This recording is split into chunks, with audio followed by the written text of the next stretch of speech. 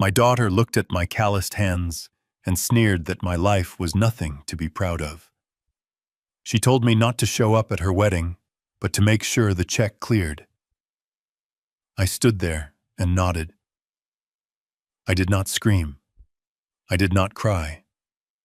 I simply walked away and quietly canceled every single payment. By the time she realized what I had done, her perfect day had become a nightmare that would destroy her social standing forever. My name is Wallace King.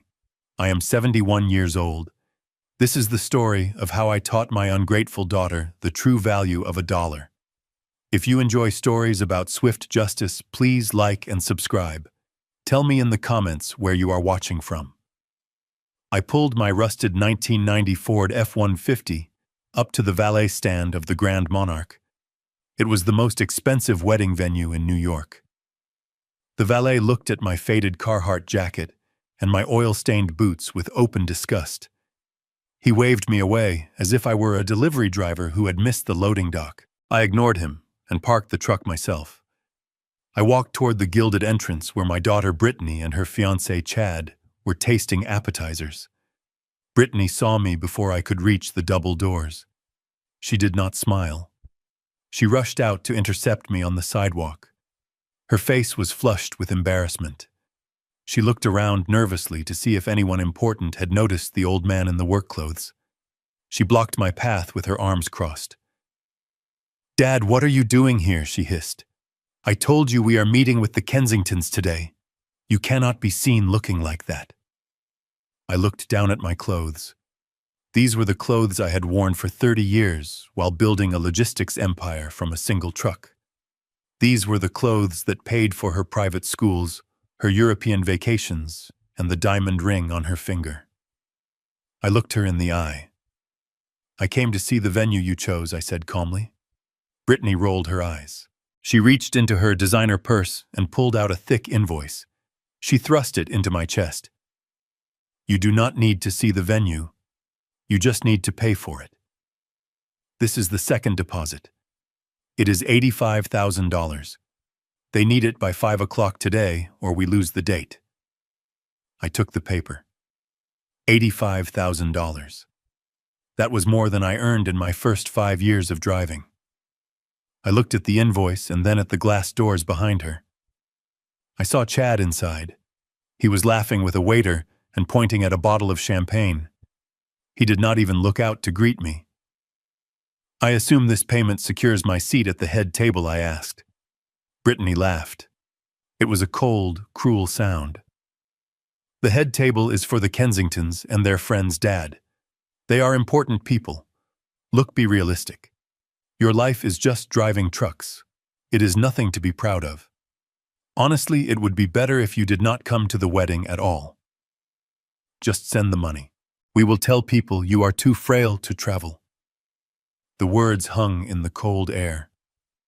My life was nothing to be proud of.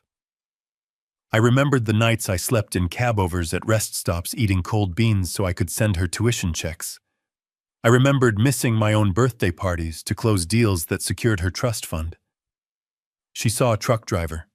She did not know she was talking to the man who owned the holding company that owned the land this venue stood on. I folded the invoice carefully and placed it in my pocket. I looked at my daughter one last time. I was searching for any trace of the little girl who used to run to the door when I came home. I saw only a stranger consumed by vanity. "Okay," I said. Brittany looked relieved. "Okay, what? Okay, I will not come." I turned around and walked back to my truck. "Wait," she shouted after me. "The transfer. Make sure it goes through by 5. I did not look back. I climbed into the cab of my truck and started the engine. The heater rattled. The seats smelled of old coffee and diesel. It was a smell that comforted me. It smelled like honest work. I drove 2 blocks away and pulled into a quiet side street. I did not shed a tear. I was done crying over people who saw me as an ATM. I pulled out my phone and dialed Leonard Blackwood. Leonard had been my lawyer for 40 years. He was the only person who knew exactly how much I was worth. He answered on the first ring. Mr. King Leonard said. I was just reviewing the accounts. We have some unusual activity. Tell me, I said. Your credit card, the secondary one issued to Brittany, was charged $15,000 an hour ago. The merchant is a bridal boutique in Manhattan. I gripped the steering wheel. $15,000 for a dress she would wear once. And there is more, Leonard continued.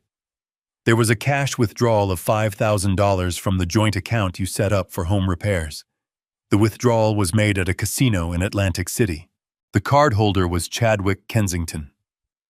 I closed my eyes. Chad. The man who claimed to come from old money, but somehow never had his wallet when the bill arrived. He was stealing from me before the ink on the marriage license was even dry. He was using the money I gave them for fixing their roof to gamble. Leonard waited for my explosion. He knew my temper. But I was past anger. I was in a place of cold calculation. Mr. King, should I freeze the accounts? Leonard asked. I can report the cards stolen immediately. No, I said. Leonard paused. Excuse me, do not freeze them, I commanded. In fact, I want you to raise the limits, double them. Leonard was silent for a moment. Then I heard the smile in his voice. You want them to hang themselves? I want them to climb so high that the fall shatters them, I said. Let the payments go through. Pay the $85,000 for the venue. Approve the dress. Let Chad take out cash. Let them believe the well has no bottom. I understand, Leonard said. When do we pull the plug? I will tell you, I said. Just be ready. I hung up and looked at the city skyline. They thought I was a senile old fool. They thought my silence was weakness. They were about to learn that I did not build a logistics empire by being soft. I put the truck in gear. I had a dinner to attend. That evening I drove to Le Jardin. It was a French restaurant where a bowl of soup cost more than a tank of gas. Brittany had explicitly told me not to come. She said it was a private dinner for the Kensington family to discuss wedding details. That was exactly why I was going. I walked in wearing my flannel shirt and my work boots. The hostess looked at me as if I had tracked mud onto her carpet. Delivery is in the rear, she said without looking up from her list. I am not delivering, I said. I am joining the Kensington party. She looked doubtful but led me through the dining room. I saw them at a corner table. Gerald and Beatrice Kensington were sitting with their backs to the wall holding court. Gerald was wearing a suit that cost more than my truck. Beatrice was dripping in jewelry that I suspected was fake. Brittany and Chad were laughing at something Gerald said. The laughter died when I approached the table. Dad, Brittany hissed. I told you we were busy. I pulled out a chair and sat down. The wood creaked under my weight. Gerald Kensington looked at me over the top of his wine glass. Is this your gardener, Brittany? Gerald asked loud enough for the next table to hear. Brittany turned bright red. No, this is my father. Wallace. Dad. This is Gerald and Beatrice. Gerald did not offer his hand. He simply nodded. Ah, the driver. Brittany has told us all about your little trucking job. Quaint. Beatrice leaned forward. Her perfume was overpowering. We were just discussing the guest list, Wallace. We have invited 500 of our closest friends. Senators, judges, captains of industry. We need to make sure the event is refined. We were worried your friends might not fit in. Perhaps you could host a separate barbecue for them at a park somewhere. Chad snickered into his napkin. I picked up the menu. It was in French. I spoke fluent French, a skill I picked up negotiating shipping contracts in Quebec and Lyon, but I played the part. I squinted at the paper. I will just have the chicken, I mumbled. The waiter sneered. We do not serve just chicken, sir. Perhaps the coq au vin, sure, whatever I said. I watched them eat. They ordered the most expensive wine. They ordered caviar. They talked about summer homes in the Hamptons and skiing in Aspen. They talked about money constantly, which is the surest sign that someone does not have any. People with real wealth do not talk about it. We talk about ideas. We talk about the future. Midway through the meal, Chad tapped his glass with a fork. "I have an announcement," he said. He looked at Brittany. "Babe, I just got off the phone with my broker. We are going to buy that penthouse on Fifth Avenue. The one with the terrace." Brittany squealed. "Oh, Chad, really?" "It is $4 million. Chad waved his hand dismissively. "Money is no object for us. I want you to have the best." I knew for a fact that Chad had a credit score of 500 and owed $200,000 to a bookie in Jersey. My private investigator had given me the file that morning. He wasn't buying a penthouse. He was planning to use my assets to secure a loan. I reached into my jacket pocket and pulled out a thick envelope. I placed it in the center of the table. It landed with a heavy thud. "Since we are talking about the future," I said, "I have a wedding gift for you." The table went silent. They all looked at the envelope. It was thick enough to hold a stack of cash. I saw the greed flash in Gerald's eyes. I saw Chad lick his lips. "Oh, Dad." Brittany said, her voice suddenly sweet.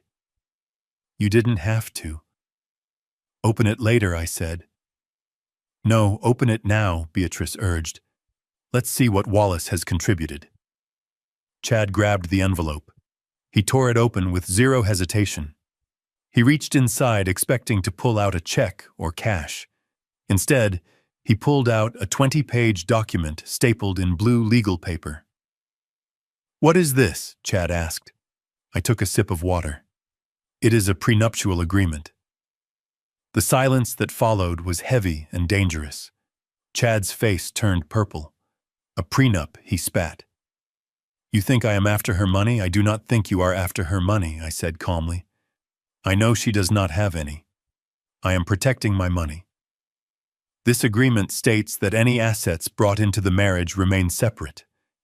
It states that any inheritance I leave to Brittany is protected from you and your creditors." Beatrice gasped. "This is an insult. Our son is a Kensington. He does not need your dirty truck money." "Then sign it," I said. "If he does not need it signing, this changes nothing. It is just a piece of paper." Chad stood up. He crumpled the document in his fist. "I will not sign this," he shouted. "My love for Brittany is pure. We do not build a marriage on lack of trust. This is offensive." He threw the crumpled paper at me. It bounced off my chest. Brittany looked at me with pure hatred. "Get out," she screamed. "You are ruining everything. Take your stupid contract and leave. We don't need you." I picked up the crumpled paper. I smoothed it out on the table. "Are you sure?" I asked. "Yes," she yelled. "Get out." I stood up. I nodded at the Kensingtons. "Enjoy your dinner." I walked out of the restaurant. Through the window I saw Chad pouring more wine, laughing, looking relieved. He thought he had won. He thought he had shamed the old man into submission. He had no idea that by tearing up that paper, he had just severed the only lifeline that could have saved him. I sat in my truck and called Leonard. "It is done," I said. "Did they sign?" Leonard asked. "No," I said. "They chose the hard way."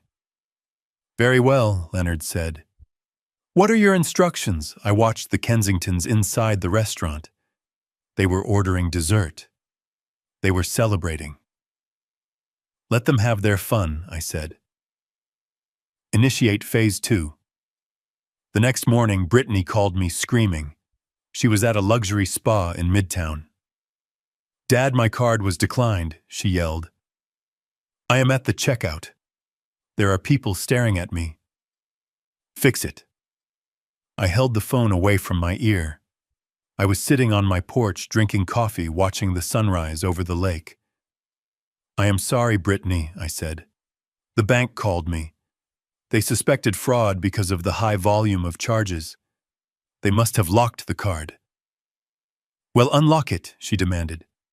I cannot, I lied. They said I have to come into the branch in person with 2 forms of ID. I am busy today. I have to fix the transmission on the truck. You will have to use your own money. My own money, she shrieked. I don't carry cash. Dad, this is $500 for a facial. Ask Chad, I suggested. He is rich, isn't he? She hung up on me. I took a sip of coffee. I knew exactly what would happen. She would call Chad. Chad would not have the money. He would have to put it on a credit card that was already maxed out, or he would have to call his parents. Gerald and Beatrice were currently leveraging their house to pay for their country club membership. The pressure was starting to build. 2 days later, I drove to the city. I owned a penthouse apartment on the Upper East Side. I had bought it 5 years ago as an investment. I allowed Brittany to live there rent-free because I wanted her to be safe. It was titled in my name, but I let her pretend it was hers. I used my key to enter. The place was a disaster. There were empty champagne bottles everywhere. My antique mahogany desk had been pushed into a corner and replaced with a massive gaming setup. There were strange people sleeping on the couch. I walked into the bedroom. Chad was there going through my closet. He was holding one of my vintage watches, a Patek Philippe I had bought off to celebrate my first million. Nice watch, old man Chesed said, not even startled. I was thinking of selling this. You don't wear it. It's just gathering dust. Put it back, I said. Chad laughed. Or what? You'll ground me, look. Wallace, let's be real. You are old. You are going to die soon. Brittany and I are just speeding up the process of managing your estate. We are doing you a favor. I looked at him. He was wearing a silk robe that I had paid for. He was standing in a room I owned. He was holding my watch. And he looked at me with total contempt. You think this is yours? I asked. It's all ours, Chad said. Brittany told me everything. You are a pushover. She says you will do whatever she wants because you are desperate for her love. So why don't you be a good little dad and go back to your shack? We have a party to plan. I did not argue. I did not fight him for the watch. I took out my phone and quietly snapped a photo of him holding it. I took photos of the damage to the apartment. I took photos of the strangers on the couch. I walked out and locked the door. I called my real estate broker, Sarah. Sarah, I said, I want to activate the clawback clause on the penthouse occupancy agreement. The morality clause, Sarah asked. Yes, I said. Unauthorized occupants damage to property illegal activities. I want them out. When she asked. Not yet, I said. Prepare the eviction notice. Have the locks ready to be changed. We execute on the day of the wedding. I drove to the headquarters of Monarch Holdings. It was a glass tower in the financial district. I took the private elevator to the top floor. The receptionist stood up immediately. Good morning, Mr. King, she said. The board is waiting. I walked into the conference room. 12 men and women in suits stood up. I sat at the head of the table. Among them was the CEO of the Grand Monarch Wedding Venues. Mr. King, the CEO, said, We received your inquiry about the Kensington wedding booking. Yes, I said. Show me the contract. He slid a folder across the table. I opened it. It was a standard contract.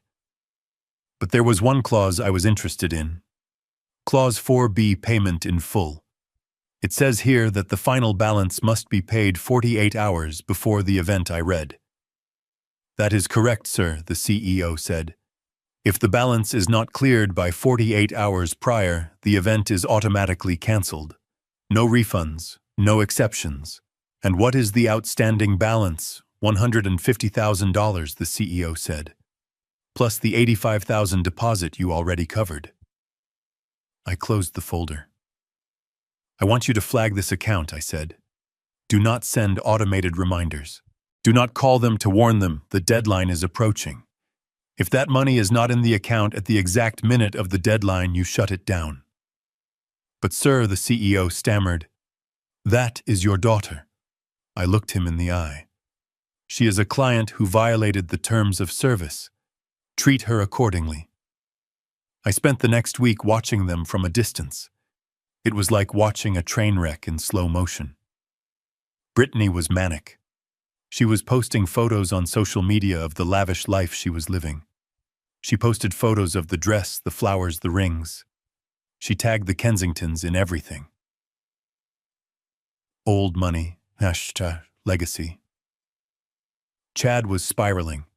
My private investigator sent me video footage of Chad meeting with a man in a parking garage. The man was large and had a neck tattoo. They were arguing. Chad was pleading. He needed money fast. He was counting on the wedding gifts and my inheritance to pay off his debts.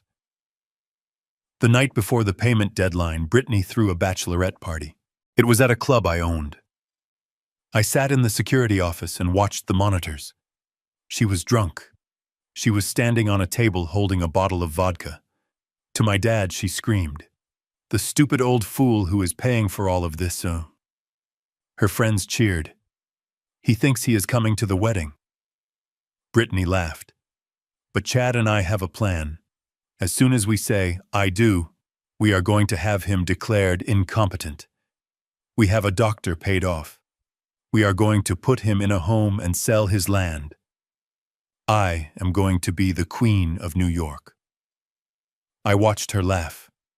I watched her mock the man who had held her when she had nightmares, the man who had sat in hospitals when she was sick. The last tiny ember of fatherly guilt I had was extinguished. I picked up the phone and called Leonard. "Did you get the video?" I asked. "I am watching it now," Leonard said. His voice was cold. "This is conspiracy, Wallace. We can have them arrested." "Not yet," I said.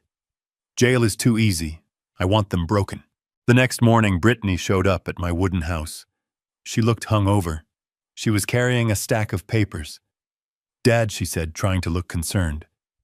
I was thinking, "You're getting older. The business of managing the house and bills is too much for you." She put the papers on the kitchen table. "This is just a standard insurance form," she said. "It helps me talk to your doctors if you get sick. Just sign here, here, and here." I put on my reading glasses. I pretended my hands were shaking. I looked at the papers. It was a durable power of attorney. It gave her full control over my assets, my medical decisions, everything. It was the key to my destruction. She was smiling, but her eyes were predatory. "Just sign, Dad. It is for your own good." I took the pen. I looked at her. "You are a good daughter," I said. "Always looking out for me." I signed the papers, but I did not sign Wallace King. I signed Walter King. It was a subtle difference, one she would not notice in her hurry, but it made the document legally worthless. She grabbed the papers before the ink was dry. "Great," she said. "Thanks, Dad. I have to go. Wedding stuff." She ran out of the door. She thought she had just won the lottery. She had no idea she was holding a worthless piece of paper. 24 hours before the wedding, I was sitting in my truck outside the venue. My phone rang. It was Brittany. "Dad," she said, "just calling to remind you.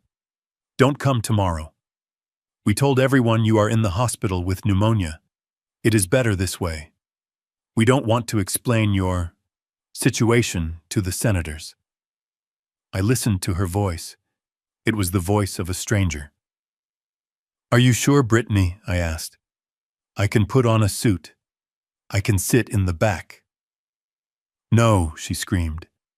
"You are an embarrassment. Just stay away. Did you send the final check?" I looked at the dashboard clock. The deadline was in 1 minute. "Yes," I said. "The money has been moved." "Good," she said. Bye." She hung up. I watched the clock tick down. 4:59. 5:00. I picked up my other phone. I sent a text to the CEO of Monarch. Execute. Inside the venue, the lights in the ballroom flickered and went out. The staff stopped setting tables. The kitchen staff stopped prepping food. I started my truck. It was time to go home and get changed. Tomorrow was going to be a very busy day. I had a suit to wear, a $10,000 bespoke Italian suit that I had been saving for a special occasion.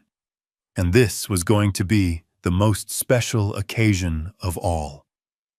The day the king returned to his throne. The receptionist at the Aurelia Spa held the platinum credit card between two perfectly manicured fingers as if it were a soiled tissue. She looked at my daughter Brittany with a pitying smile that was practiced to perfection. I was not there, but I could see it as clearly as if I were standing next to her.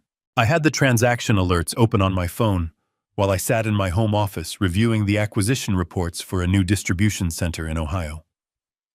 The text message on my screen read, "Transaction declined, $550, insufficient funds." I imagined the silence in the spa lobby. Brittany would have been wearing her silk robe, her face masked in expensive creams, surrounded by the wives of senators and hedge fund managers. The decline was not just a financial error. In her world, it was a social death sentence. My phone rang seconds later. It was Brittany. I let it ring twice before answering. I needed her panic to marinate. "Hello, Brittany," I said, keeping my voice slow and confused. "Dad, fix this right now," she shrieked. The line was crackly, likely because she was hiding in a changing room to avoid the stares. "My card is not working. The machine is making that horrible beeping sound. Do you have any idea how embarrassing this is?" I leaned back in my leather chair. I took a sip of black coffee. "I do not know what to tell you, honey," I said. "I called the bank this morning. They said something about a system migration. You know how these old banks are. They are probably resetting the servers. It might be down for 24 hours. 24 hours, she yelled. "I am at the register, Dad. I cannot wait 24 hours. Transfer the money to the spa directly. I cannot do that." "Brittany," I lied. "I am out at the lake house. The internet is down. I am calling you on the landline. Just use your own cash. You must have some cash on you." There was a silence on the other end. It was the silence of a woman who had never carried cash because she viewed it as dirty. A woman who lived her entire life swiping plastic that I paid for. "I don't have cash, Dad," she hissed. "I don't have any money." "That sounds like a problem," I said. "Maybe Chad can help. He is a Kensington after all. Surely he carries a few hundred in walking around money." She groaned in frustration. "You are useless. Completely useless." She hung up. I put the phone down and watched the screen. I waited for the next domino to fall. Brittany did not have cash because Brittany did not have a job. Her position as a fashion consultant was a title I had created for her on the payroll of one of my shell companies, just so she would have health insurance and a sense of purpose.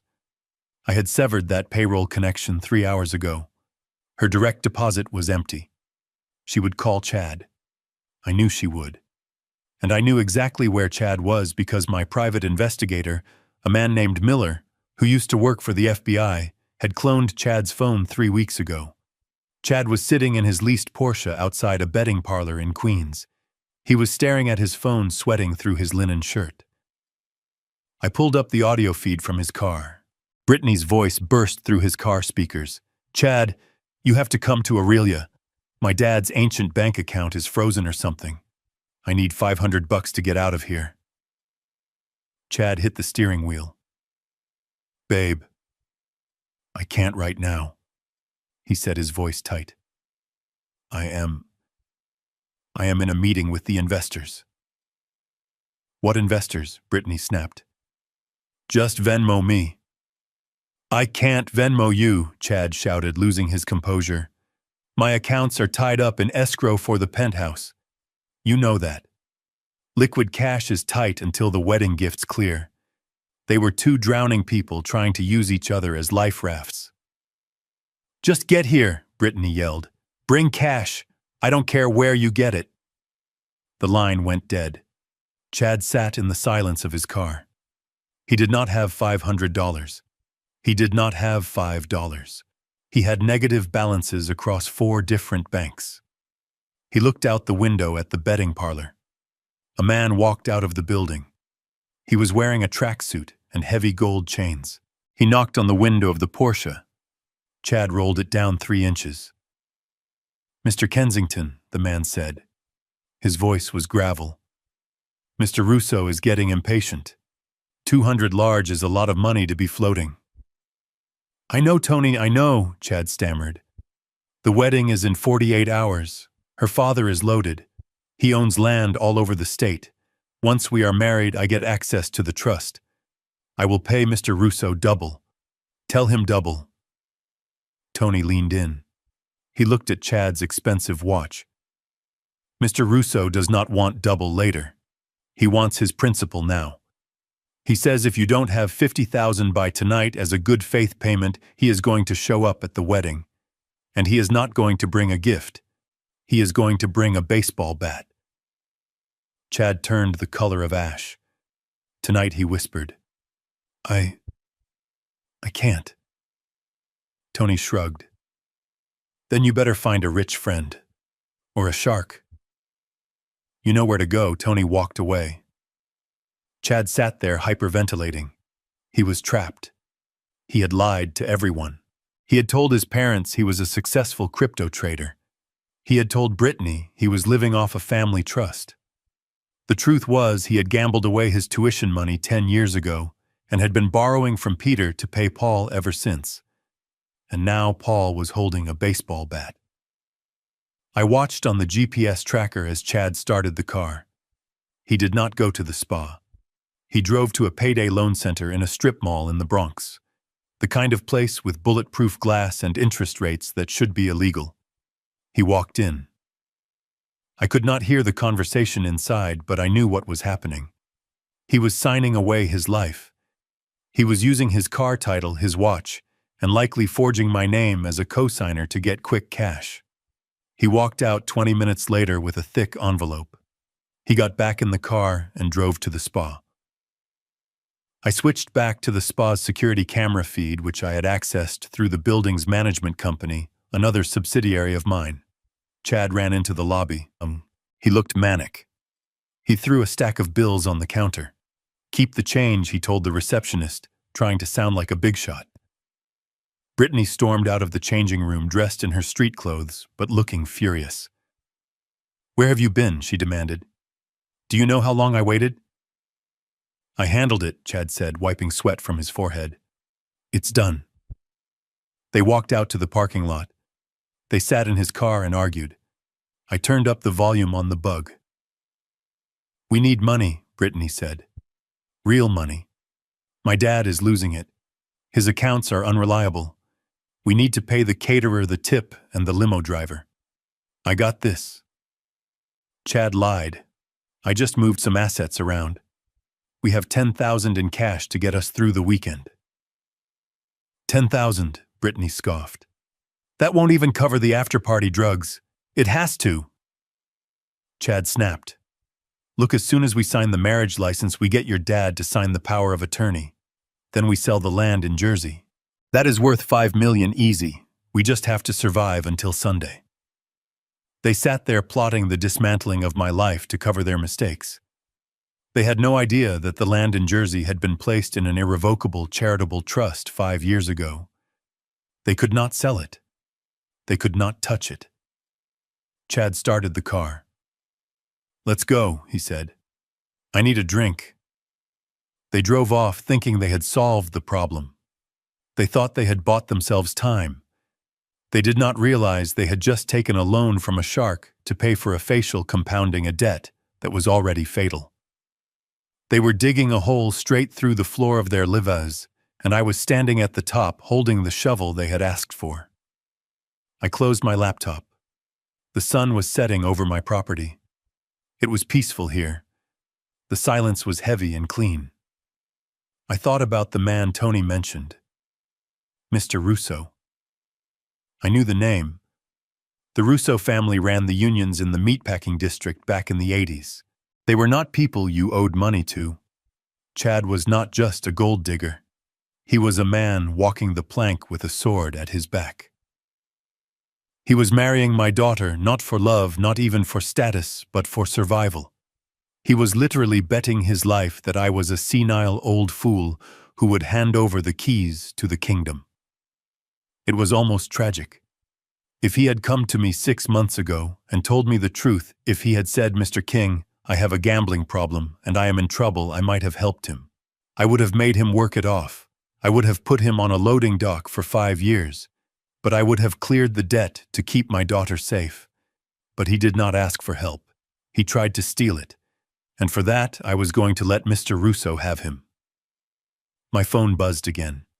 It was a notification from my bank, an attempt to access my main checking account from an IP address in the Bronx. Chad was trying to hack me using the information he likely found in my home office when he was ransacking it. Access denied. I smiled. The walls were closing in on them. They were running out of cash, running out of credit, and running out of time. And the wedding was still 24 hours away. I poured myself another cup of coffee. I had a feeling I would need the caffeine. The next day was going to be a masterpiece of destruction. 2 days before the wedding, I drove into the city with a singular purpose. I needed to visit the penthouse on Park Avenue. It was a property I had purchased 5 years ago through a shell corporation intended as a graduation gift for Brittany. I had never officially transferred the deed.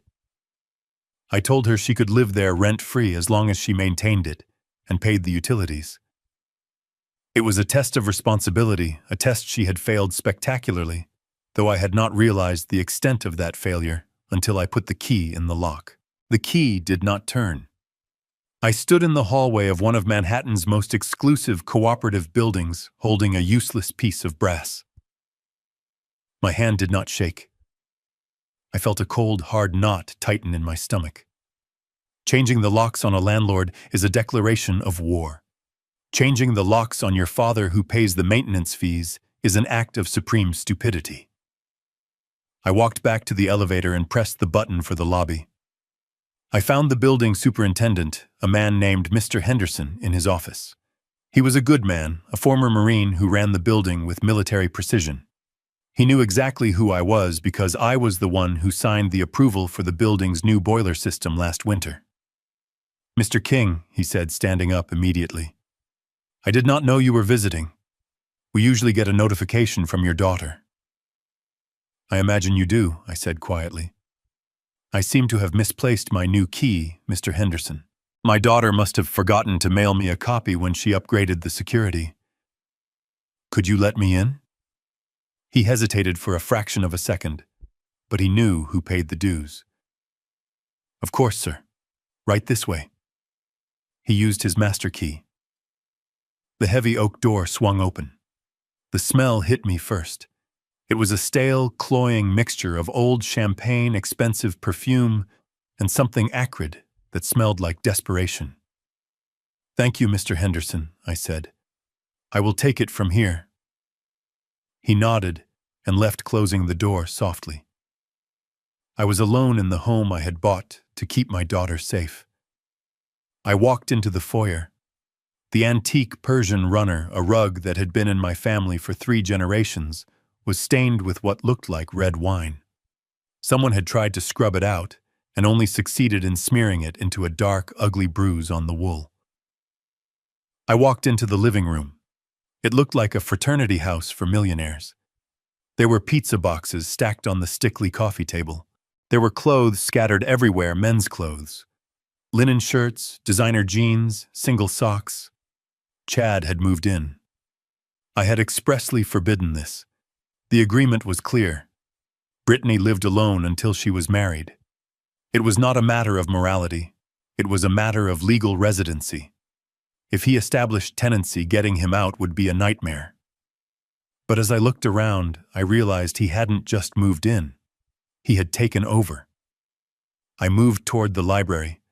This was the only room in the house I had kept for myself. It was my sanctuary in the city lined with books I had collected over 40 years. It had a desk that had belonged to a railroad tycoon in the 1920s. I pushed open the door and felt the breath leave my lungs. My sanctuary was gone. My books had been swept off the shelves and piled haphazardly in the corner like trash. The shelves were now filled with video games, Funko Pop figures, and bottles of liquor. My antique desk, a piece of history, was pushed against the wall, covered by a massive multi-monitor gaming setup. Wires snaked across the floor like black vines. The leather chair I had sat in to sign the deal that sold my first company was gone, replaced by a neon green racing seat. I walked over to the corner where the books lay. I picked up a first edition of Hemingway. The cover was bent. It had been used as a coaster. A ring of water stained the leather. I carefully placed the book back down. I did not scream. I did not throw the gaming monitor through the window, though the urge surged through my arms like electricity. I took out my phone. I began to record. I filmed the desk. I filmed the books. I filmed the clothes on the floor. I walked into the master bedroom. The bed was unmade. On the nightstand next to a half-empty bottle of vodka was a stack of shipping labels. I picked one up. It was a FedEx label addressed to a pawn shop in Las Vegas. The sender was Chad Kensington. I looked around the room. Something was missing. The walls felt bare. I realized with a jolt that the paintings were gone. I had loaned Brittany 3 small oil paintings, Hudson River School landscapes, that were worth about $20,000 each. They were small, subtle, and tasteful. The hooks where they had hung were empty. I went to the closet. The safe was open. It was empty. My collection of vintage fountain pens, which I had foolishly left here thinking they were safe, was gone. I pulled up eBay on my phone. I searched for the specific brand of pen, a Mont Blanc from the 30s. There it was. Listed 3 days ago. Seller location, New York, NY. Buy it now, price $2,000. They were selling my history to pay for their future. Chad was not just living here. He was stripping the copper out of the walls. He was liquidating my assets to pay the sharks that were circling him. Brittany had allowed this. She had stood by and watched him dismantle her father's legacy so he could pay off a gambling debt. I sat down on the edge of the bed. For a moment, I felt a profound exhaustion. It was the weight of 20 years of parenting, 20 years of trying to give her the world only to realize I had raised a parasite. I had tried to buy her safety, but I had only bought her a playground for her destruction. I stood up. I finished my video tour of the apartment. I made sure to get clear shots of the shipping labels and the empty safe. I walked back to the living room. I saw a notepad on the counter. It was a to-do list in Brittany's handwriting. 1.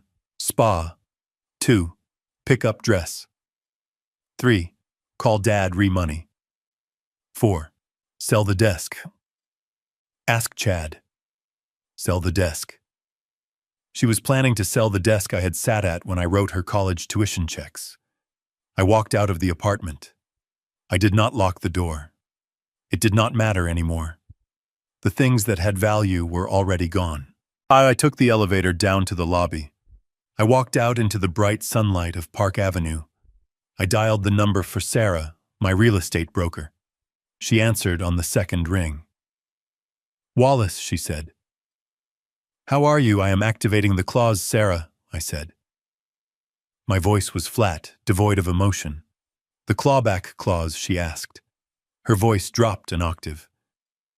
"Wallace, are you sure that is the nuclear option? It implies moral turpitude. It goes on the public record." "I am sure," I said. "The tenant has violated the morality clause of the occupancy agreement. There is unauthorized cohabitation. There is destruction of property. There is theft." "Theft?" Sarah asked. "Yes," I said. "They are selling the furnishings. I want them out." "Okay, Wallace," Sarah said. I can have the eviction notice served within 24 hours. Since the deed never transferred to her name, you have the right to secure the premises immediately. Do it, I said. But Sarah, do not serve them today. When do you want them served? She asked. Sunday, I said. Sunday. But Wallace, Sunday is the wedding. Exactly, I said. Serve them at the reception. Hand the eviction notice to the groom during the toast. There was a long silence on the line. Remind me never to cross you. Wallace, Sarah whispered. It is too late for them, I said. Just have the papers ready. And Sarah, contact a locksmith. I want the locks changed the minute they leave for the church. When they try to come home on their wedding night, I want their key to be as useless as they are. I hung up the phone. I got into my truck. I looked up at the window of the penthouse one last time. It was a beautiful apartment. It had a view of the park. It was the kind of home a young couple could have raised a family in. It could have been a place of joy. Instead, it was just another crime scene. I drove away. I had one more stop to make before I went back to the country. I needed to visit a man about a catering contract. The wedding was going to be a disaster, but I wanted to make sure the staff got paid. Unlike my daughter, I did not believe in stiffing the help. I drove my truck to the service entrance of the Grand Monarch. The valet at the front had already sneered at me once this week, and I did not have the patience for a repeat performance. I parked next to a delivery van unloading crates of lobster and walked through the kitchen. The air smelled of reduced veal stock and industrial sanitizer. I navigated the maze of stainless steel prep tables without asking for directions, because I had designed the layout myself 10 years ago. A sous chef tried to stop me. He held a ladle like a weapon and asked where I thought I was going. I did not break stride. I told him to focus on his hollandaise sauce because it looked like it was about to break. He was so confused by the comment that he let me pass. I walked through the swinging doors and into the administrative corridor. At the end of the hall was a door marked Victor Sterling, Chief Executive Officer. The secretary looked up as I approached. She was young, efficient, and guarded the door like a Cerberus. She saw my flannel shirt and my work boots and reached for her phone to call security. I cannot let you in there, she said firmly. Mr. Sterling is in a meeting with the board of directors. I know he is, I said. I called the meeting. Before she could press the panic button, the heavy mahogany door opened. Victor Sterling stepped out. He was a man who wore $5,000 suits and had the posture of a general. He looked at the secretary, then he looked at me. His face went pale, then immediately composed itself into an expression of absolute deference. He walked past his secretary and extended his hand to me. Mr. King, he said, we were not expecting you until the quarterly review. I shook his hand. His grip was firm but sweaty. Change of plans. Victor, I said, we need to discuss a specific client file. Victor ushered me into his office. He gestured for the secretary to bring coffee and closed the door. The moment the latch clicked, the dynamic in the room shifted. To the world, Victor Sterling was the owner of the most prestigious event venue in the state. To me, he was a very well-paid employee who managed one of the 23 assets in my portfolio. I had bought the Grand Monarch a decade ago through a blind trust. I kept my name off the letterhead because I preferred anonymity. It kept the lawsuits down and the sycophants away. I sat in the leather chair opposite his desk. I did not take off my coat. I need the file for the Kensington wedding, I said. Victor blinked. He walked to his filing cabinet. He did not ask why. He knew better than to ask me why. He pulled a thick folder and placed it on the desk. He opened it and smoothed the papers. It is a significant event, Victor said. 500 guests. The platinum package. Custom floral arrangements imported from Holland. The bill is astronomical. I looked at the bottom line. It was a number that could have bought a nice house in the suburbs. Is it paid? I asked. Victor checked the ledger. The initial deposit of $85,000 was paid 2 days ago via wire transfer, he said. That secured the date. However, the remaining balance of $150,000 is outstanding. I leaned forward. I tapped the paper with my calloused finger. Show me the cancellation clause, I said. Victor turned the page. He pointed to paragraph 14, subsection B. Here it is, sir. Payment in full is required 48 hours prior to the event commencement. Failure to settle the balance results in immediate cancellation of services. No refunds on the deposit. And what is the standard operating procedure when a client is late? I asked. Victor straightened his tie. Well, usually we are proactive. My team sends a courtesy email 1 week out, then a phone call 3 days out. If we hit the 48-hour mark, we usually make an emergency call to the wedding planner or the father of the bride. We try to work with them. Nobody wants to cancel a wedding, sir. It is bad for reputation. I looked at him. Not this time, I said. Victor froze. Excuse me, I said. Not this time, I repeated. My voice was low and steady. I want you to override the automated email system. Disable the reminders for this account. Do not call the planner. Do not call the groom. And certainly do not call the bride. Victor looked nervous. He loosened his collar. Mr. King, with all due respect, if we do not warn them, they might simply forget. The logistics of a wedding are chaotic. It is easy to overlook a wire transfer. If we cancel on them without warning, they will sue. The Kensingtons are litigious people. I laughed. It was a dry, humorless sound. Let them sue, I said. I wrote this contract, Victor. It is ironclad. It explicitly states that the burden of payment is solely on the client. But you are missing the point. I am not worried about a lawsuit. I am giving you a direct order. I stood up and walked to the window. I could see the garden below where the ceremony was supposed to take place. Gardeners were planting white roses. They were preparing for a fairy tale. This wedding is not going to happen, Victor, I said, watching the gardeners. Victor stood up too. He looked terrified. Sir, is there a problem with the service? Did the staff offend you? I said. The staff is excellent. The problem is the client. The groom is a fraud who is financing this event with imaginary money. The bride is a narcissist who thinks the world owes her a living. They are banking on my money to pay this bill.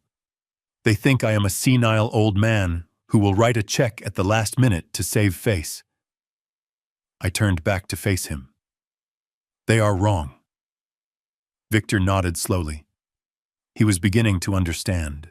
He did not know the full story, but he knew enough not to argue with the man who signed his paycheck. So the protocol is silence, Victor asked. Absolute silence, I confirmed. Let the clock run down. Let them think everything is fine. Let them strut around this town thinking they are untouchable. And when the clock strikes 5 p.m. on Friday, which is exactly 48 hours before the ceremony, I want you to pull the plug. Pull the plug, sir. Literally, I said. I want you to cut the power to the ballroom. I want the kitchen to stop prepping. I want security to lock the doors. If they show up for the rehearsal dinner, I want their key cards to fail.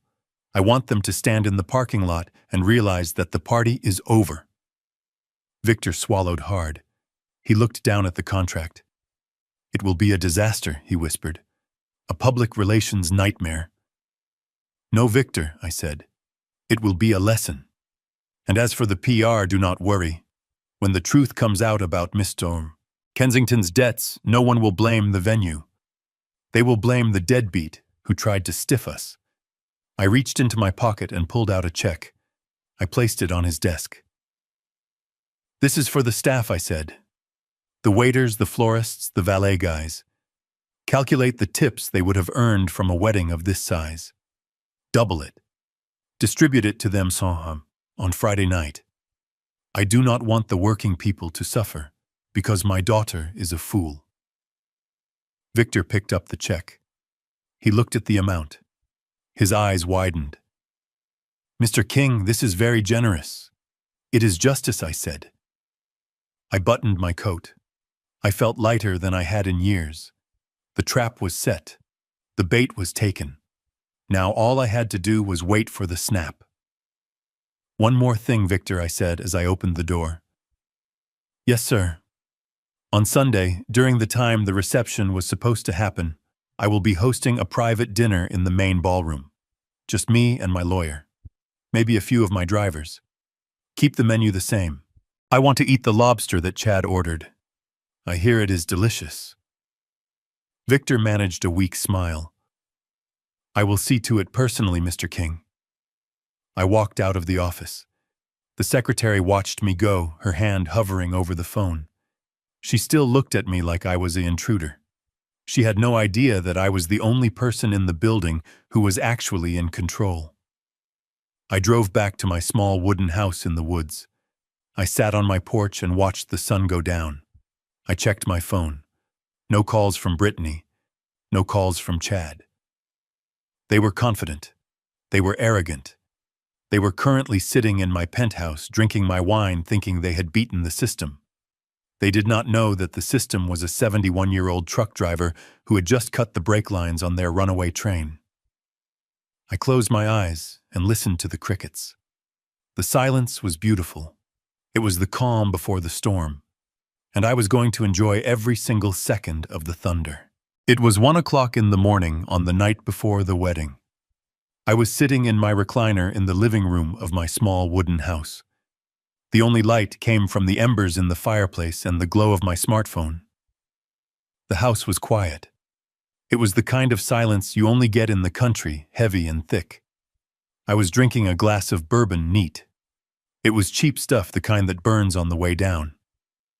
I had a bottle of the 50-year-old single malt in the cabinet, but tonight felt like a night for the cheap stuff. I needed to feel the burn. My phone buzzed on the side table. It was a message from Miller, my private investigator. The text was short. "Watch this, and brace yourself." Attached was a video file. I hesitated for a moment. I knew what I was about to see would hurt. I had spent the last week watching my daughter and her fiancé spend my money and wreck my property, but this felt different. This was the bachelor party. This was where the truth came out, when the liquor flowed and the guards came down. I pressed play. The video was shaky at first, shot from a low angle, likely from a camera concealed in a button or a tie clip. The audio was loud, a thumping bass line mixed with the roar of a crowded VIP room. The camera panned up and focused on a booth upholstered in red velvet. The table was littered with empty bottles of Grey Goose and crystal tumblers. Chad was standing in the center of the group. He was disheveled. His tie was loose, his eyes were glassy, and he was sweating. He looked like a man who was running on adrenaline and desperation. Next to him sat Brittany. It was a joint party, apparently. She was wearing a white sash that said bride-to-be. She looked bored, scrolling through her phone while Chad held court. Tony, the loan shark's enforcer I had seen earlier in the week, was sitting in the corner of the booth. He wasn't drinking. He was just watching Chad, making sure his investment didn't run away. Chad didn't seem to notice. He was too busy bragging to his friends, a group of soft-handed boys who had never worked a day in their lives. To the old man, Chad shouted, raising a glass. "To Wallace King, the dumbest trucker in New York." The table laughed. Brittany smirked but didn't look up from her phone. "You guys don't get it," Chad slurred. "This guy is ancient. He has property all over. He has land in Jersey, a house in the mountains, this apartment in the city. He sits on it like a dragon, but he is weak. He is soft." One of his friends asked what happens after the wedding. "That is the best part," Chad said, leaning in. His voice dropped, but the microphone picked it up clearly. "We aren't waiting for nature to take its course. We have a plan. As soon as we sign the marriage license, Brittany gets him to sign the power of attorney. She says it's for insurance. The old fool believes anything she says. And then what the friend asked. Then we liquidate," Chad said. "We sell the land. We sell the house and so." We put him in a home. And I don't mean a nice one. I mean the cheapest state-funded nursing home we can find in upstate New York. A place where they feed you Jell-O and park you in front of a TV until you flatline. We saved the money for us. Why waste inheritance on a vegetable? I felt a coldness spread through my chest. It wasn't anger. It was something deeper. It was the feeling of a vital organ shutting down. They weren't just stealing from me. They were planning to imprison me. They were planning to discard me like a piece of broken furniture so they could maximize their profit. The friend looked at Brittany. Britt, are you okay with that? That's your dad. The camera focused on my daughter. My beautiful daughter who I had taught to fish, who I had carried on my shoulders at the zoo. She looked up from her phone. Her eyes were cold. He is embarrassing, she said flatly. He shows up in those work clothes. He drives that truck. He is nothing to be proud of. His life is worthless. He served his purpose. He paid the bills. Now he is just in the way. Once I have the signature, he is done. She went back to her phone. Chad kissed her on the cheek. That is my girl, Chad said. Cold as ice. The video ended. I sat in the dark. The fire popped. I took a sip of the bourbon. It didn't burn anymore. I felt nothing. For 28 years, I had told myself lies. I told myself she was just spirited. I told myself she was just influenced by her rich friends. I told myself that underneath the vanity, there was still a heart. I made excuses for her selfishness because I remembered the little girl who used to bring me drawings of trucks. But that girl was dead. She had died a long time ago, and I had been mourning a ghost. The woman in the video was a stranger. She was a predator, and she viewed me as prey. I reached into my wallet. Behind my driver's license, tucked away in a hidden fold, was a photograph. It was old and creased. The colors were fading. It was a picture of Brittany at age 5. She was missing her 2 front teeth. She was holding a blue ribbon she had won at a 4-H fair. I had driven all night from a delivery in Chicago just to make it to that fair. I remembered how she hugged me. I remembered thinking I would die for her. I looked at the photo. I looked at the smile. I took my Zippo lighter from the table. I flicked it open. The flame danced in the dark. Goodbye, Brittany, I whispered. I held the corner of the photo to the flame. It caught instantly. The chemicals in the old paper flared green and blue. I watched the fire consume the blue ribbon. I watched it consume her smile. I watched it consume my daughter. I held it until the heat touched my fingertips. Then I dropped it into the heavy glass ashtray. I watched it curl into black ash. I sat there for a long time watching the smoke rise. The last tether was cut. The last bit of hesitation was gone. They wanted to put me in a home. They wanted to erase me. I picked up my phone. I sent a message to Leonard. Proceed with the nuclear option. No mercy. I finished my drink. I went to the closet and pulled out my suit bag. I brushed off the dust. I polished my shoes until I could see my reflection in the black leather. The eyes staring back at me were hard. They were the eyes of a man who had survived Union wars and recessions. They were the eyes of a man who was about to go to war. They thought I was helpless. They thought I was a stepping stone. Tomorrow, they were going to find out that I was the wall they were about to crash into. I went to bed and slept the sleep of the just. I needed my rest. I had a wedding to crash. The sun had barely cleared the tree line when I heard the distinct roar of a German engine fighting against the gravel of my driveway. I was sitting at my small Formica kitchen table, the same table where I had taught Brittany long division 20 years ago. I had a mug of black coffee in front of me and the local newspaper spread out, though I was not reading it. I was waiting. I knew she would come. The video from the bachelor party had made their timeline very clear. They needed control of my assets before the wedding bells rang, or the loan sharks would turn the reception into a crime scene. The door to my cabin flew open without a knock. Brittany stood there, framed by the morning light. She looked like a wreck. Her eyes were hidden behind oversized sunglasses, likely to cover the dark circles from a night of vodka and malice.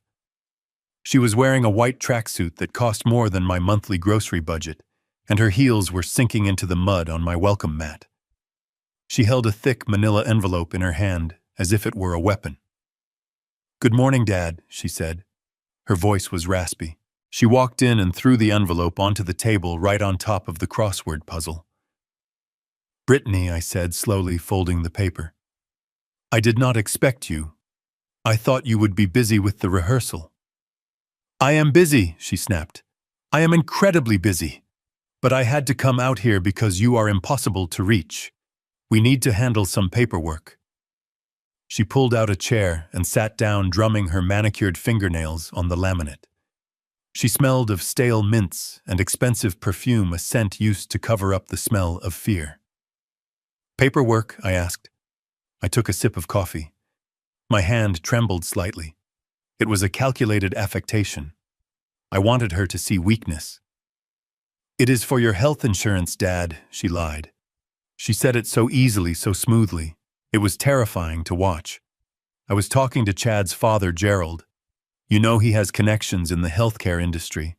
He said that given your age and your living situation, your current coverage is garbage. If you have a stroke out here in the woods, the ambulance bill alone would bankrupt you. I looked at her. She was looking at the coffee stain on the table with disgust. "I feel fine, Brittany," I said. "That is what everyone says until they fall down," she countered. "Look," Gerald pulled some strings. "He got you into a premium plan. Better coverage, better doctors, long-term care facilities if you ever need them. But we have to file it today. The enrollment window closes at noon." She slid a stack of documents across the table. They were clipped together with a red binder clip. The top page was a generic cover letter for a major insurance carrier. It looked legitimate. It was a good forgery. But underneath the cover letter, the thick stack of paper was something else entirely. I reached for my reading glasses, which I kept in my shirt pocket. I put them on, slowly adjusting the frames on my nose. I picked up the pen she had placed on the table. It was a heavy gold-plated pen, probably Chad's. "Where do I sign?" I asked. Brittany flipped to the last page. There were 3 yellow sticky notes with arrows pointing to the signature lines. "Just here, here, and here," she said. She was leaning forward, her breath held. I looked at the text above the signature line. It was small print, dense and legalistic. It did not say health insurance enrollment. It said durable general power of attorney. It granted the agent Brittany King full authority to sell, lease, mortgage, and liquidate any and all real and personal property. It gave her the power to make medical decisions, including the cessation of life support. It gave her the power to commit the principal to a residential care facility. It was not an insurance policy. It was a death warrant for my freedom. I squinted. I leaned closer to the paper. "This print is very small, Brittany," I mumbled. "My eyes are not what they used to be. Are you sure this is just for the hospital?" "Yes, Dad," she said, her voice rising in pitch. "It is standard language, just legalese. It just says that if you get sick, I can talk to the doctors for you. Do you want me to be able to help you, or do you want to die alone in this cabin?" The cruelty was casual. It was a reflex for her. "I do not want to be a burden," I said softly. "Then sign the papers," she urged. "Please, Dad. I have a dress fitting in an hour." I gripped the pen. I let my hand shake. I made the tip of the pen dance nervously over the paper. I watched her out of the corner of my eye. She was staring at the pen tip like a starving wolf staring at a piece of meat. I pressed the pen to the paper. "I love you, Brittany," I said. "You are a good daughter to look after an old man." She did not say she loved me back. She just tapped the table. "Sign, Dad." I began to write. I wrote slowly with a heavy, shaky hand. I wrote the first letter W, then A, then L, then T, then E, then R. Walter King. I signed the second line. Walter King. I signed the third line. Walter King. My name is Wallace. It has been Wallace for 71 years. It is on my birth certificate. It is on the deeds to my properties. It is on my bank accounts. A power of attorney signed by a Walter King is a worthless piece of scrap paper. It would not get her past a bank teller. It certainly would not get her control of my estate. I finished the last signature and put the pen down. I rubbed my eyes as if the effort had exhausted me. There, I said. All done? Brittany snatched the papers away before I could take a breath. She did not even look at the signatures. She was too arrogant. She was too sure of her victory. She assumed I was too stupid to fight back. She flipped the folder shut and shoved it back into the envelope. Great, she said. She stood up, brushing imaginary dust off her white tracksuit. This is a load off my mind, Dad. You have no idea. I imagine it is, I said. She walked to the door. She did not hug me. She did not say goodbye. She opened the door and let the cold air rush in. Oh, she said, pausing on the threshold. Chad and I are going to be busy tonight. Don't call us, and remember, stay by the phone tomorrow. We might need you to verify some things with the bank once this processes. I will be here, I said. She slammed the door. I heard her run to her car. I heard the engine roar to life and tires spin on the gravel as she sped away toward the city, toward the lawyers, toward a future she thought she had just secured. I took off my reading glasses and placed them on the table. I picked up my coffee. It was cold, but I drank it anyway. Walter King, I said aloud to the empty room. I stood up and walked to the window. I watched the dust settle in the driveway. She had come to bury me. She had come to trick me into signing away my life so she could sell my home and lock me away in a facility where I would rot. She had looked me in the face and lied about my health to steal my wealth. Any lingering doubt I had was gone. Any hesitation about ruining her wedding day had vanished the moment she put that pen in my hand. She had made her choice. She had chosen the money over the father. I walked to the fireplace. I looked at the mantel where a picture of her high school graduation used to sit. I had taken it down 3 days ago. Now the mantel was bare. I went to my bedroom and opened the small safe in the closet. I took out my passport. I took out the deed to the land under the wedding venue. I took out the thick file Leonard had prepared for me. Tomorrow was going to be a long day. I needed to make sure I looked the part. I checked my suit one last time. It was hanging on the back of the door wrapped in plastic. I ran my hand over the fabric.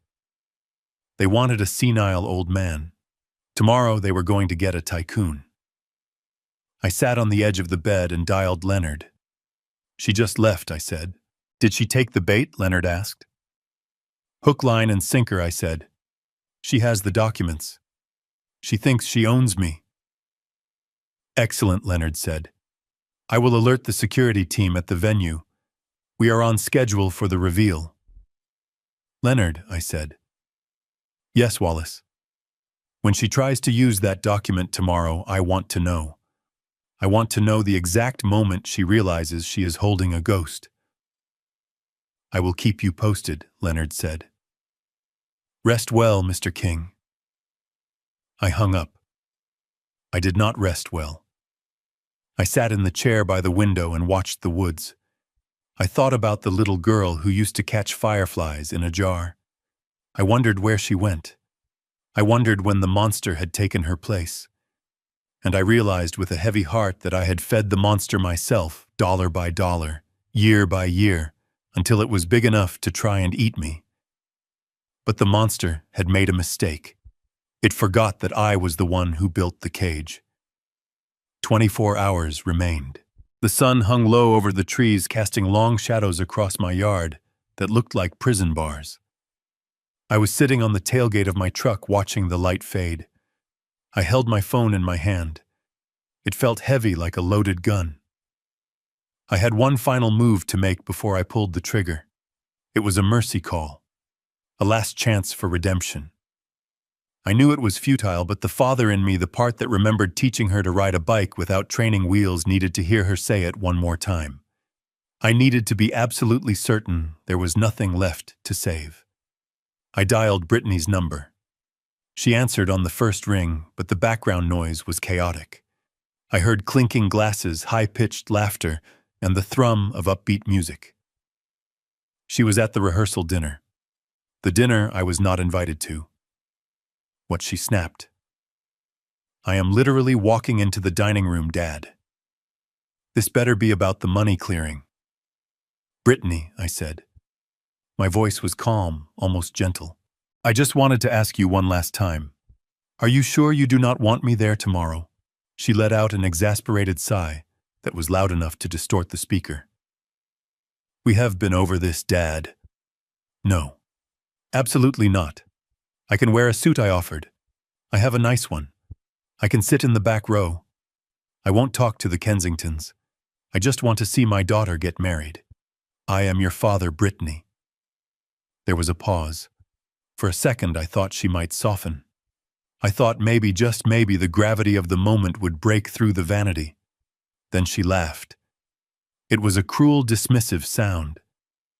Dad, stop it. You are embarrassing yourself. You are a truck driver. You smell like diesel and cheap coffee. The Kensingtons are inviting senators. Do you understand, senators? People who matter. You are nothing to be proud of. You are a stain on this event.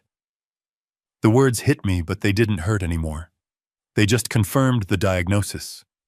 The patient was terminal. You are my daughter, I said quietly. That used to matter. It matters that you pay the bill, she hissed. That is your role. You are the bank. So just do your job and stay out of sight. You are a humiliation, Dad. Just disappear. Did you send the final transfer, the planner is asking? I looked at the sunset. It was blood red. I understand, Brittany, I said. I will not bother you again. Good, she said. Now tell me, is the money sent? Yes, I said. The money has been moved. Finally, she said, Goodbye, Dad. Don't call me tomorrow. The line went dead. I sat there for a long time. The silence of the woods rushed back in to fill the space she had left. She hadn't asked how I was. She hadn't asked if I was okay being alone. She had called me a stain. She had told me to disappear. I looked down at my phone.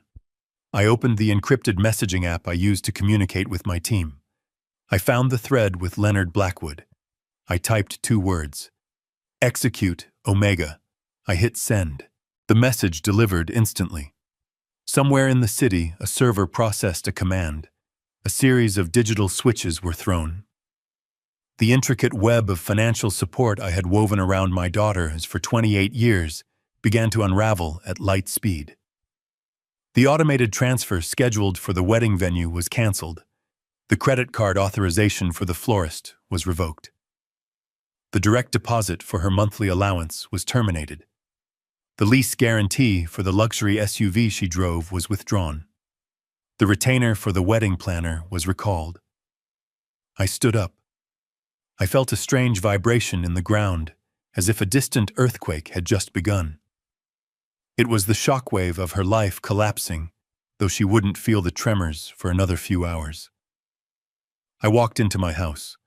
I went to the closet and pulled out the garment bag. I unzipped it. The suit inside was midnight blue made of vicuña wool. It was bespoke, tailored in Milan by a man who dressed kings. I took out the shoes, handmade Oxfords that shone like black mirrors. I took out the watch, a Patek Philippe Grandmaster chime, a piece worth more than the entire venue she was getting married in. I laid them out on the bed. They looked like armor. Tomorrow, I would not be Wallace the truck driver. I would not be the embarrassing old man in the flannel shirt. Tomorrow, I would be the chairman. I would be the man who owned the ground she walked on. I walked to the kitchen and poured the rest of the bourbon down the sink. I needed a clear head. I needed to be sharp. My phone buzzed again. It was a notification from the security system at the penthouse. Alert, unauthorized entry attempt. Keypad disabled. Chad had tried to get back in. He had probably gone back to grab more things to sell, or maybe to host an after-party. He was standing in the hallway right now, realizing his code didn't work. He was probably calling the super screaming about a malfunction, but Mr. Henderson wouldn't answer. Mr. Henderson had his orders. I smiled. It had begun. I went to the window and looked out at my old truck parked in the driveway. It had served me well. It was part of the disguise, part of the test, but tomorrow I wouldn't be driving the Ford. I picked up my phone and called a number I hadn't dialed in years. "This is Mr. King," I said. "Prepare the Phantom. I will need it at 8 a.m. sharp, and get the security team ready. We are going to a wedding." I hung up. I turned off the lights in the cabin. I sat in the darkness waiting for the dawn. The father in me was grieving, but the businessman was ready to close the deal, and this was going to be a hostile takeover. The ballroom of the Grand Monarch was a cathedral of excess. 500 guests, the cream of New York society, milled about under crystal chandeliers that dripped with light. Waiters in white gloves moved through the crowd with trays of champagne and hors d'oeuvres that cost more per bite than most people spent on lunch.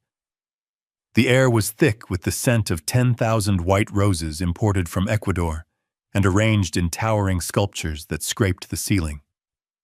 Brittany stood in the bridal suite surrounded by her bridesmaids. She looked like a princess in her $15,000 gown. The silk train pooled around her like a cloud. She was radiant, flushed with the triumph of the day.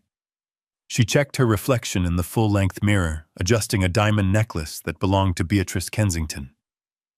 "It is perfect," she whispered to herself. "I made it." Downstairs in the main foyer, Chad stood with his parents. Gerald and Beatrice were holding court, accepting congratulations with the practiced ease of people who believed they owned the room. Chad looked nervous, his eyes darting toward the entrance every time the door opened, likely scanning for Tony and his baseball bat. But the doors remained guarded by security, and the only people entering were senators and CEOs. In the administrative office behind the ballroom, the clock on the wall ticked toward the hour. Victor Sterling stood by the main control panel. His hand hovered over a switch. He looked at his watch. "It is time," he said to his assistant. At the main bar, a guest ordered a scotch. The bartender smiled and reached for the bottle, but before he could pour, his earpiece buzzed. He paused. He listened. He put the bottle down. "I am sorry, sir," the bartender said. "The bar is closed." "Closed?" the guest asked, laughing. "The reception hasn't even started." "I am sorry, sir. Management orders." A ripple of confusion spread through the room. Waiters stopped circulating. The string quartet in the corner lowered their bows. The lights in the chandeliers flickered once, then dimmed to half power. Brittany walked out of the bridal suite, ready to make her grand entrance. She was met by her wedding planner, a woman named Jessica, who looked like she was about to faint. "Brittany," Jessica whispered, "there is a problem. The venue manager is asking for you." "A problem?" Brittany snapped. "What kind of problem?" "Tell them to fix it." "He says he needs to speak to you about the payment," Jessica said. Brittany rolled her eyes. "My dad sent the wire yesterday. These people are incompetent." "Where is he?" She marched down the hallway, her train rustling behind her. She found Victor Sterling standing near the entrance to the ballroom, flanked by 2 security guards. He looked calm. He looked immovable. "Excuse me," Brittany said, her voice dripping with entitlement. "My planner says you are harassing me about a bill that has already been paid."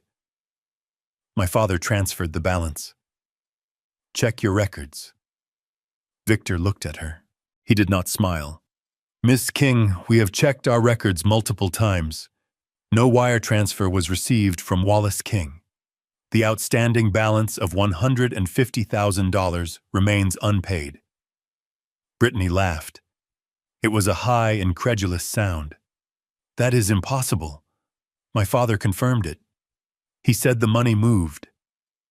Words are not currency, Ms. King, Victor said. As per the contract signed by you, full payment was due 48 hours ago. We allowed a grace period as a courtesy, but that period has expired. The system has automatically flagged your event for cancellation. Cancellation, Brittany shrieked. You cannot cancel a wedding in the middle of the reception. There are 500 people in there, Victor gestured to the ballroom doors. Actually, we can. The contract is explicit. No payment, no service. We have already instructed the kitchen to stop service. The bar is closed. The staff is being dismissed. Brittany turned pale. Her hands began to shake. You are lying. You are lying. Where is Chad? Chad. Chad appeared running from the foyer, his face slick with sweat. He saw the security guards and flinched. Babe, what is going on? He asked. The waiters stopped serving. People are asking questions. They say Dad didn't pay, Brittany yelled. They say the bill is overdue. Give them your card, Chad. Just pay it. We will sort it out with Dad later. Chad froze. He looked at Victor. He looked at the card reader in Victor's hand. My card, Chad stammered. I don't have it on me. It is in the limo. Then get it, Brittany screamed. Or use your phone, Apple Pay something. Chad patted his pockets. He looked trapped. He knew his cards were maxed out. He knew his bank accounts were frozen. He looked at his parents, Gerald and Beatrice, who had wandered over to see what the commotion was about. Mom, Dad, Chad said, his voice cracking. There is a mix-up with Wallace's transfer. Can you cover it? Just for today, $150,000. Gerald Kensington stiffened. He adjusted his silk tie. $150,000, Gerald repeated. That is a significant amount to have liquid on a Sunday sun. All our assets are tied up in the trust. You know that. Beatrice clutched her pearls. This is outrageous. We are the guests. The bride's family pays for the wedding. Where is Wallace? Where is that man? Brittany pulled out her phone. She dialed my number. Her fingers were trembling so hard she mistyped it twice. He isn't answering, she wailed. It goes straight to voicemail. She tried again and again. Pick up, pick up, pick up, she hissed. Silence. She looked at Victor. She tried to use her charm, the weapon she had wielded her entire life. Please, she said, her voice softening. You know who we are. You know my father. He is good for it. Just let the party continue. I promise you, you will have the money tomorrow. Victor looked at her. He saw the desperation. He saw the fear. I am afraid I cannot do that, Ms. King. The system is locked. Without payment, the lights go out in 10 minutes. 10 minutes. Brittany gasped. 10 minutes to clear the room, Victor said. Or security will escort your guests out. The reality of the situation crashed down on her. The perfect day was dissolving. The guests were murmuring. The food was getting cold, and she had no way to stop it. She looked at Chad. He was looking at the floor. She looked at Gerald and Beatrice. They were looking at the exit. You have to pay, she screamed at Chad.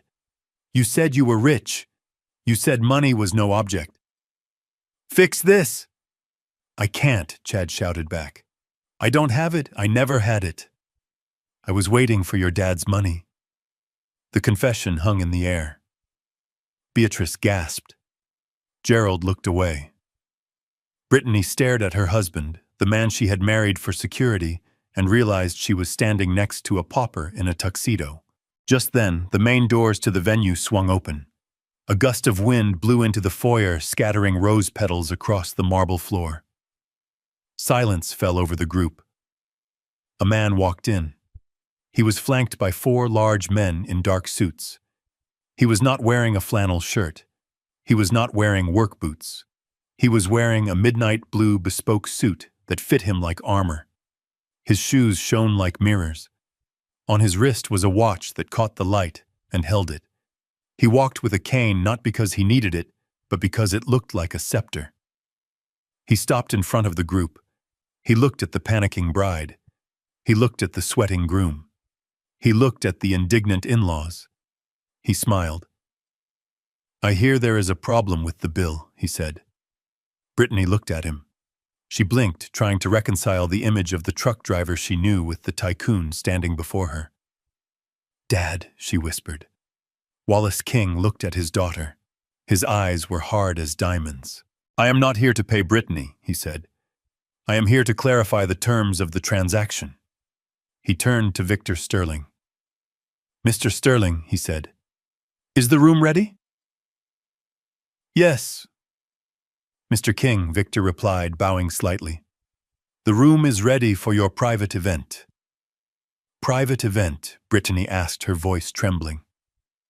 "What private event?" "My dinner," Wallace said. "I booked the ballroom. Since the previous client defaulted on the contract, the space became available. I decided to take it." He looked at the guests milling around in the background. "Please inform the former clients that they are trespassing," Wallace said to the security guards, "and clear the room. I have guests arriving." He walked past his daughter without looking back. He walked toward the ballroom doors, his cane tapping a steady rhythm on the floor. Behind him, the chaos erupted. Brittany screamed. Chad cursed. Beatrice fainted into Gerald's arms. But Wallace King did not stop. He had a dinner to attend, and he was starving. The darkness that fell over the Grand Monarch Ballroom was absolute. It was not a flicker or a brownout. It was a hard cut, a calculated severing of the electrical current that silenced the string quartet mid-note and turned 500 conversations into a collective gasp of confusion. For 10 seconds, the only light came from the glow of cell phones held up by panicked socialites, fireflies trapped in a velvet cage. The air conditioner hum died, replaced by the rising murmur of unease. Then a single spotlight cut through the gloom. It did not illuminate the wedding cake. It did not find the bride. It swung toward the main double doors at the back of the room, the doors reserved for grand entrances. They burst open with a sound like a thunderclap. I stepped into the light. I was not wearing my Carhartt jacket. I was not wearing the oil-stained boots that had earned me sneers from the valet for the last week. I was wearing a suit I had commissioned in Milan 20 years ago to close the acquisition of a European shipping fleet. It was midnight blue vicuña wool, cut to fit me like a second skin, a garment that cost more than the Honda Civic my future son-in-law drove. My shoes were handmade Italian leather polished to a mirror shine that reflected the spotlight. In my hand I held a cane topped with a silver hawk, not because I couldn't walk, but because a king always carries a scepter. I did not walk alone. To my right was Leonard, looking sharper and more predatory than any lawyer had a right to be. Behind us were 4 men who did not look like venue security. They looked like private military contractors, because that is exactly what they were. They moved with a synchronized fluidity that parted the crowd of senators and hedge fund managers like the Red Sea.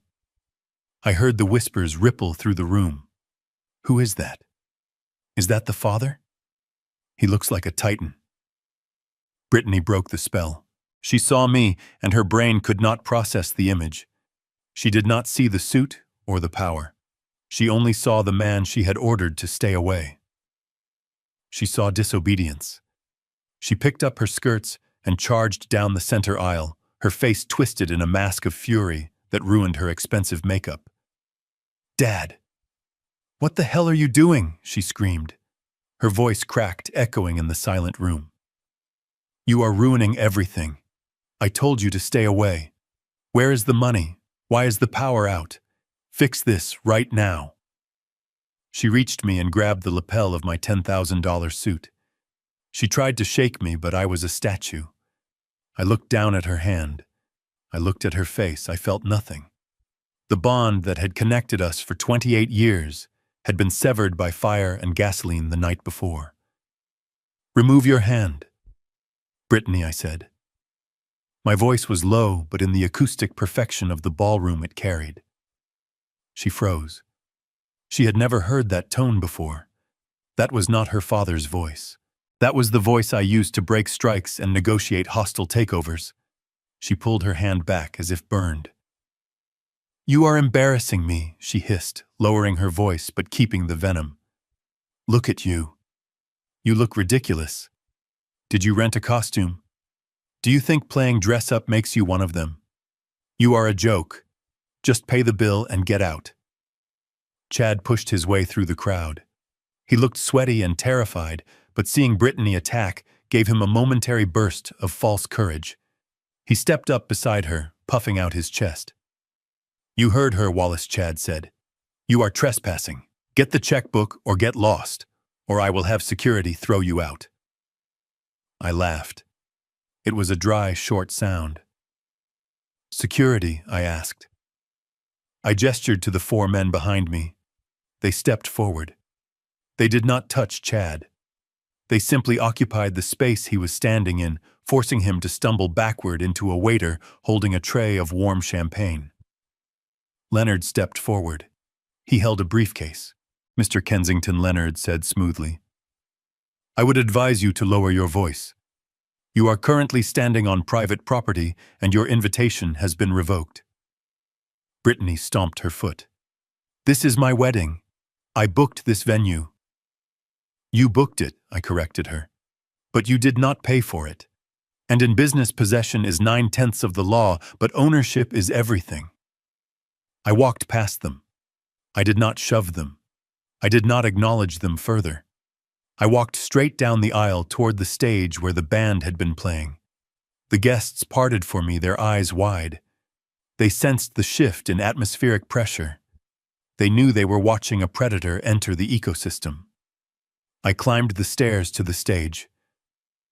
I walked to the microphone stand. I tapped it once. The sound boomed through the speakers, a deep thud that silenced the last of the whispers. I looked out at the sea of faces.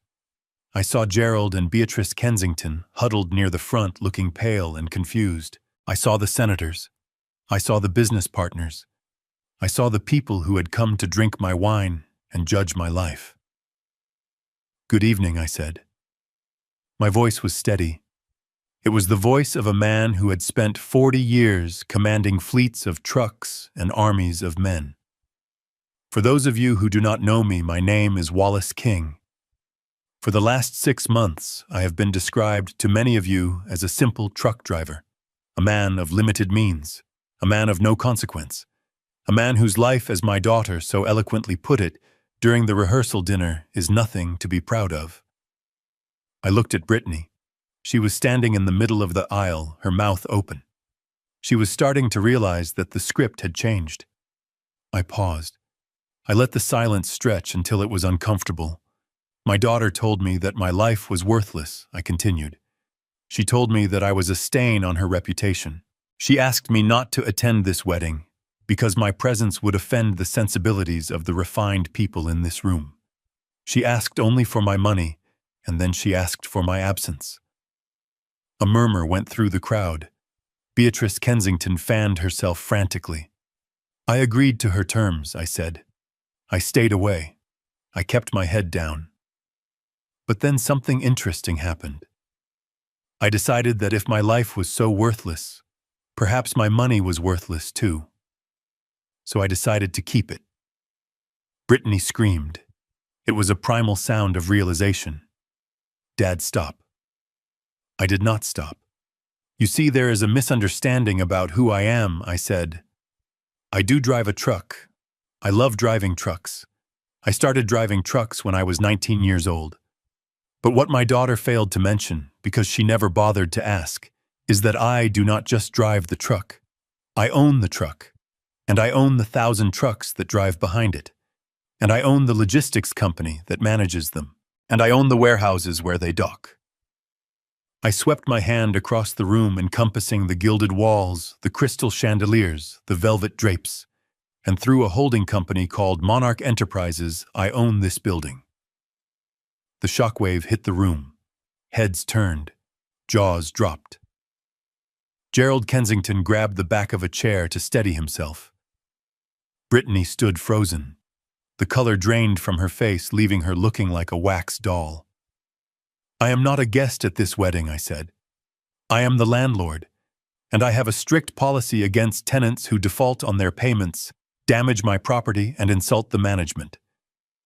I looked at Leonard. He was setting up a laptop on a small table next to the stage. He nodded to me. The system was ready. My daughter wanted a memorable wedding, I said. She wanted a day that everyone in New York would talk about. She wanted a spectacle. The screen behind me, a massive LED wall that was meant to display a slideshow of their romance, flickered to life. It did not show pictures of Brittany and Chad kissing on a beach. It showed a bank statement. A very specific, very damning bank statement.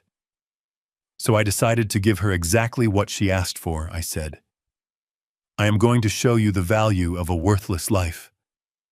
I gripped the microphone stand. The anger that had been burning in my gut for a week cooled into hard, sharp steel. "Please direct your attention to the screen," I said. Brittany lunged toward the stage. "Cut it!" she screamed at the sound technician. "Cut the feed!" But the sound technician worked for Victor Sterling, and Victor Sterling worked for me. He crossed his arms and did nothing. The show was just beginning, and the first slide was a masterpiece. The ballroom was silent, save for the hum of the projector and the frantic, shallow breathing of the bride. Brittany stared at the screen, her eyes wide with a horror that transcended embarrassment. The image was sharp, high definition, and devastating. It was a consolidated bank statement from the last 5 years, highlighting every transfer I had made to her account. "Look at the numbers," I said, my voice echoing through the hall. $2 million. That is the cost of my worthless love. That is the price of the life I funded while she told her friends I was nothing. The crowd murmured. Beatrice Kensington was fanning herself with a menu, looking as if she might faint again. The slide changed. It showed a series of invoices. Private jets to Milan, tuition for a fashion degree she never used, the down payment on the penthouse she claimed she bought with her own investments. "You told them you were a self-made woman, Brittany," I said. "You told them you built your brand from scratch. But the only thing you ever built was a mountain of debt on a foundation of my money." Brittany lunged for the stage again, but one of my security guards stepped in her path. He didn't touch her. He just stood there, a wall of muscle in a black suit. She bounced off him and fell to her knees, sobbing. "Make it stop," she wailed. "Please, Dad, make it stop." I looked down at her. "I am not your dad right now," I said. "I am the prosecutor." I signaled to Leonard. He clicked the mouse. The screen went black for a second, then flickered back to life. This time it wasn't a document. It was a video. The audio was crisp and clear, cutting through the silence of the room. It was the footage from the bachelor party. Chad's face filled the screen, sweaty and drunk, his arm around a bottle of vodka. "We put him in a home," Chad's voice boomed. "The cheapest state-funded nursing home we can find. Why waste inheritance on a vegetable?" The gasp from the audience was physical. It sucked the air out of the room. I saw senators turning away in disgust. I saw business partners looking at Chad as if he were a leper. Chad stood frozen near the front row. He looked like a man who had just been shot but hadn't fallen yet. He stared at the screen, watching his own mouth seal his fate. The video cut to Brittany. "He is embarrassing," her voice said. "He is nothing to be proud of. Once I have the signature, he is done." I watched the faces in the crowd. The shock was turning into anger. These were people who valued loyalty, even if it was transactional. What they were seeing was a violation of the most basic human code. It was patricide for profit. I turned back to the microphone. "They wanted to lock me away," I said. "They wanted to erase me. Not because I was sick, not because I was incompetent, but because I was inconvenient. because I stood between them and the money they needed to pay for their lies. Leonard clicked the mouse again. A new document appeared. It was a credit report. A very bad credit report. Let's talk about the Kensingtons, I said. The old money. The legacy. The screen showed a list of debts, foreclosure notices on the Hamptons estate, liens on the family business, maxed out credit cards. They are broke, I said. They have been broke for a decade. They came here today not to celebrate a marriage but to close a merger. They were acquiring my assets to bail out their failures. Gerald Kensington stood up. His face was purple. "This is slander," he shouted.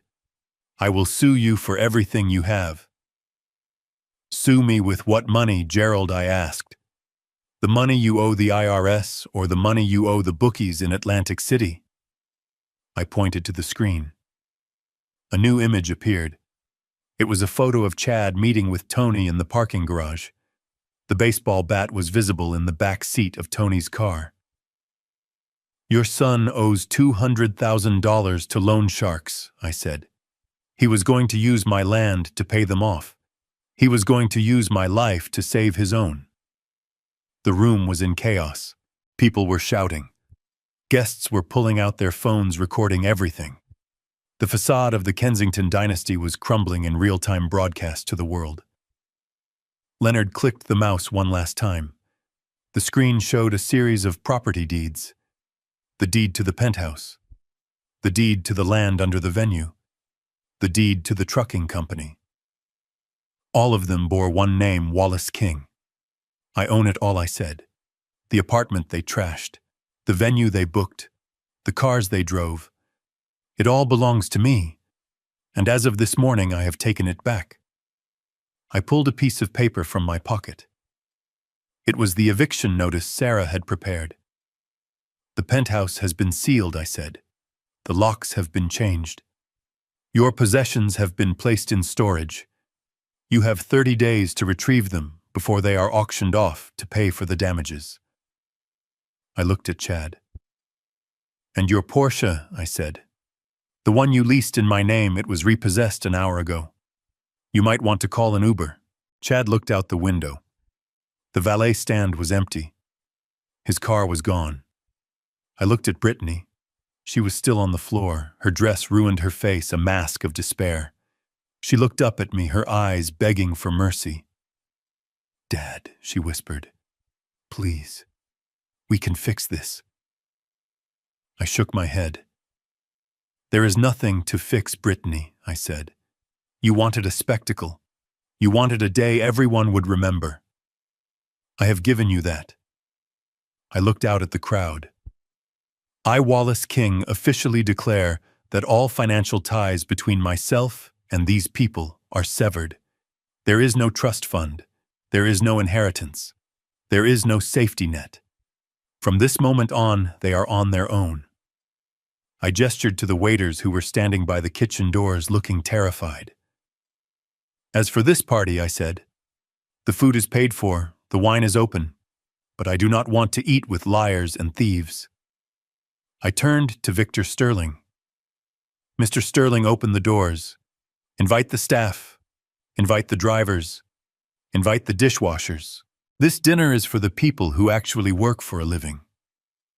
I looked at the Kensingtons. "As for the guests of the bride and groom," I said, "please leave. The show is over." I dropped the microphone. It hit the floor with a thud that sounded like a gavel striking a block. I walked off the stage. I did not look back at my daughter. I walked toward the table where my drivers were waiting. They stood up as I approached. They were wearing their work uniforms. They looked out of place in the gilded ballroom, but to me they were the only real things in the room. I sat down. I picked up a napkin. "Pass the lobster," I said. Behind me the wailing began, but I did not hear it. I was too busy enjoying the taste of victory. The ballroom was emptying fast. The senators and hedge fund managers were scrambling for the exits like rats fleeing a sinking ship. They did not want to be associated with a fraud. They did not want to be seen standing next to the Kensingtons when the lawsuits started flying. I sat at the table with my drivers and cracked a lobster claw. The sound was loud in the sudden quiet of the room. I dipped the meat in butter and watched the final act of the tragedy unfold near the stage. Chad was shaking. He looked at the screen where his debts were still displayed in high definition. Then he looked at Brittany, who was still weeping on the floor. The color drained from his face not because of embarrassment, but because of terror. He realized that without my money, he was a dead man walking. Tony and the loan sharks would not accept excuses. "You lied to me," Chad screamed. His voice was shrill and ugly. "You told me he was senile. You told me he was a vegetable. You said the power of attorney was a done deal." Brittany looked up at him, her mascara running in black streaks down her face. "Chad, please," she sobbed. "We can figure this out." "I didn't know." "You didn't know," Chad yelled. He paced around her like a caged animal. "You told me you were an heiress. You told me the land was ours. I borrowed money against that land, Brittany. I signed papers based on your lies."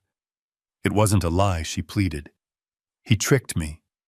"He didn't trick you," Chad spat. "You are just stupid. You are a stupid broke girl with a rich daddy who hates you. And now I am finished." He looked toward the back of the room. He seemed to see shadows moving in the corners. He knew that word of his exposure would reach Queens within the hour. "I am done," Chad said. "The wedding is off. Don't follow me. Don't call me." He turned and ran. He did not run like a groom leaving the altar. He ran like a fugitive. He sprinted down the aisle, knocking over a chair, and burst through the service doors into the kitchen. He was running from a debt that no amount of running could erase. Brittany watched him go. She reached out a hand, but he was already gone. She was alone on the floor in a ruined dress surrounded by the wreckage of her vanity. I took a bite of lobster. It was perfectly cooked. Then I saw movement to my left. Gerald and Beatrice Kensington were approaching my table. They had composed themselves. Beatrice had fixed her hair. Gerald had buttoned his jacket. They wore the desperate plastic smiles of salespeople who had just realized they were pitching to a billionaire. Wallace Gerald said, his voice dripping with false camaraderie, "Old sport. What a misunderstanding this has all been." Beatrice nodded vigorously. "Truly, Wallace. We had no idea about your stature. If Brittany had been honest with us, we would have treated this entire affair with the gravity it deserved. We were misled by children. Surely we can sit down and discuss a merger of our interests. The Kensington name still carries weight." I looked at them. They were standing there smelling of desperation and cheap perfume, trying to pivot from insults to partnership in the span of 5 minutes. They truly believed that money erased memory. They thought that because I was rich, I was now one of them. I wiped my mouth with a linen napkin. I did not stand up. "Mr. Kensington," I said, "you called me a gardener 3 days ago. You laughed when your son called me a vegetable. You are not misled. You are a parasite." I looked at the head of my security team, a man named Marcus, who had been standing silently behind my chair. "Marcus," I said, "these people are interrupting my dinner. Please remove the trash." Gerald sputtered. "Now see here, you can't just—" Marcus stepped forward. He did not speak. He simply grabbed Gerald by the arm and Beatrice by the elbow. He marched them toward the exit with the efficiency of a man taking out the garbage. They shouted. They threatened to sue. They demanded respect, but they were tossed out onto the street just as the rain began to fall. I looked back at Brittany. She was the only one left. She sat in the middle of the empty dance floor, small and broken. She looked at me. I looked at her. And then I turned back to my drivers. "Eat up, boys," I said. "We have work tomorrow." The rain was falling in sheets by the time I left the venue. It was a cold, hard rain that washed away the pretenses of the day and left the gutters running black with city grit. I walked out under the awning where my Rolls-Royce Phantom was waiting. The driver, a man named Thomas, who had been with me since the days I drove the routes myself, held the door open. The interior was warm, smelling of leather and quiet power.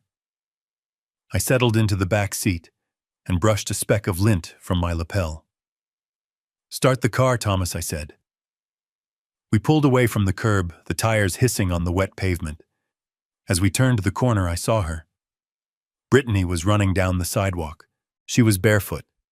Her $15,000 custom silk gown was heavy with water and dragging through the mud. Her hair, which had been a masterpiece of architectural styling hours ago, hung in wet strings around her face. She looked less like a bride and more like a ghost haunting a graveyard. She saw the phantom. She knew it was me. She lunged into the street, waving her arms frantically. "Dad, Dad," she threw herself against the side of the car. Thomas slammed on the brakes. I looked at her through the tinted glass. She was banging on the window with her fists, her mascara streaming down her cheeks in black rivers. She looked desperate. She looked pathetic. "Lower the window, Thomas," I said. "Just a crack." The glass slid down 3 inches. The sound of the rain and her sobbing filled the cabin. "Dad, please," she choked out, grasping the top of the glass. "You can't leave me here. I have nowhere to go. The apartment is locked. Chad is gone. I have no money." I looked at her without blinking. "That seems to be an accurate assessment of your situation," I said. "Dad, listen to me," she pleaded, pressing her face close to the gap. "I was wrong. I know I was wrong. But it wasn't my fault. It was Chad. It was the Kensingtons. They manipulated me. They told me you were holding me back. They brainwashed me, Dad. I am your daughter. I am your little girl. I was just confused." I sighed. It was the same song she had been singing her whole life. It was always someone else's fault. It was the teacher. It was the coach. It was the boyfriend. It was never Brittany. "No, Brittany," I said softly. "They did not manipulate you. They just showed you a shiny object and you ran toward it. You weren't brainwashed. You were greedy. You looked at me and you saw a paycheck. You looked at my death and you saw a payday." "I am sorry," she wailed. "I am so sorry." "I believe you are sorry," I said. "You are sorry because the check bounced. You are sorry because the gamble didn't pay off. But you are not sorry for what you said. You called my life worthless." I leaned closer to the window. "Let me tell you exactly what that worthless life was going to give you," I said. "I had the trust documents drawn up last week. I was going to give them to you tonight as a wedding gift right after I paid for the party. The portfolio included the land, the stocks, and the cash reserves." She stopped crying. She held her breath. "How much?" she whispered. $50 million, I said. The number hung in the wet air between us. Her eyes widened, her mouth fell open. She looked at me with a horror that was absolute. She realized in that second that she had traded a kingdom for a facial and a lease on a Porsche. $50 million, I repeated. "And you set fire to it because you were ashamed of the man who earned it. Dad." "No," she screamed, reaching through the crack. "We can fix this." "Goodbye, Brittany," I said. I pressed the button. The window slid up, severing her connection to the warmth, the leather, and the money. She snatched her fingers back just before the glass sealed shut. "Drive, Thomas," I said. The Phantom surged forward. I did not look back. I knew she was standing in the rain, screaming at taillights that were already disappearing into the New York night. I settled back into the seat. I felt a profound sense of closure. The account was closed. The balance was zero, and I had a plane to catch. 6 months later, the air was different. It wasn't the exhaust-filled smog of New York or the humid heat of a loading dock. It was crisp, clean, and smelled of pine and glacial water. I was standing thigh-deep in the Tongariro River in New Zealand, casting a fly line into a pool of water so clear it looked like liquid glass. This was a trip I had planned for 30 years. Every time I saved enough money to go, something came up. Tuition, a new car for Brittany, a down payment on an apartment. I had always put it off. I had always put her first. But not anymore. My phone buzzed in the waterproof pocket of my waders. It was the only tether I kept to my old life. I reeled in my line, secured the rod, and pulled out the device. The caller ID said, Leonard Blackwood. I answered. The signal was strong, bouncing off a satellite somewhere high above the southern Alps. Good morning, Leonard, I said. Or is it evening where you are? It is evening, Wallace, Leonard said. I have the final liquidation report for the Kensington matter. Go ahead, I said. The penthouse sale closed yesterday, Leonard said. We got $4.5 million. After the fees and the taxes, the net proceeds have been transferred to the Wallace King Scholarship Fund for underprivileged youth. The first batch of scholarships will go out next fall. Excellent, I said. And the personal effects? Sold at auction, Leonard confirmed. The proceeds barely covered the cleaning costs, but the books are balanced. The Kensingtons have filed for Chapter 7 bankruptcy. They lost the estate in the Hamptons. Gerald is currently living in a 2-bedroom condo in Queens. And Chad, we haven't heard from Chad, Leonard said. Rumor is he left the country to avoid Mr. Russo. I wouldn't expect him back. I watched a trout rise to the surface, snatching a fly from the air. It was a brutal, beautiful act of nature. And Brittany, I asked. There was a pause on the line. Leonard cleared his throat. She is working, Wallace. Doing what? She is a cashier at a grocery store in the Bronx, Leonard said. My investigator sent a photo. She is wearing a uniform. She takes the bus to work. She lives in a studio apartment with 2 roommates. I closed my eyes. I pictured Brittany in a polyester vest scanning milk and eggs. I pictured her counting change. I pictured her standing on her feet for 8 hours a day, her back aching, her feet swelling. It was the life I had lived at her age. Is she okay? I asked. She looks tired, Leonard said. But she looks real. She isn't posting on social media anymore. She isn't going to galas. She is just working. I looked out at the river. The water rushed over the stones, smoothing them, shaping them over time. Good, I said. Is there anything else, Mr. King? Leonard asked. Should I intervene? Should I send her something anonymously? Oh, I said firmly. Leave her alone. Let her work. Let her feel the weight of $1 she earned herself. Understood, Leonard said. Enjoy your fishing, Wallace. I hung up the phone and put it back in my pocket. I picked up my rod. I cast the line again. The fly landed perfectly on the water, drifting with the current. I thought about Brittany scanning groceries. I thought about the blisters she would get. I thought about the humility she would learn forced upon her by necessity. For 28 years, I had given her money, and it had made her weak. It had made her cruel. Now I had given her nothing, and for the first time she was building something real. I felt a tug on the line. The rod bent. The reel sang as the fish ran downstream. I planted my feet against the riverbed. I fought the fish. It was strong. It was fighting for its life. I smiled. Finally, I whispered to the wind. She is learning to earn her keep. I reeled in the fish. It was a rainbow trout shimmering in the sunlight. I admired it for a moment. Then I unhooked it and lowered it back into the water. It flicked its tail and disappeared into the depths. I had caught what I came for. The lesson was delivered. The account was settled. And the rest of the day belonged to me. I spent 40 years building an empire thinking I was doing it for my daughter. But I learned the hard way that you cannot buy character. You cannot deposit integrity into a trust fund. By shielding Brittany from the world, I had robbed her of her strength. I had turned her into a beggar in a gilded cage. Cutting her off was not an act of cruelty, it was an act of salvation. It took losing $50 million for her to find her own worth, and looking back, it was the best investment I ever made. Sometimes you have to let your children fall so they can learn how to stand up.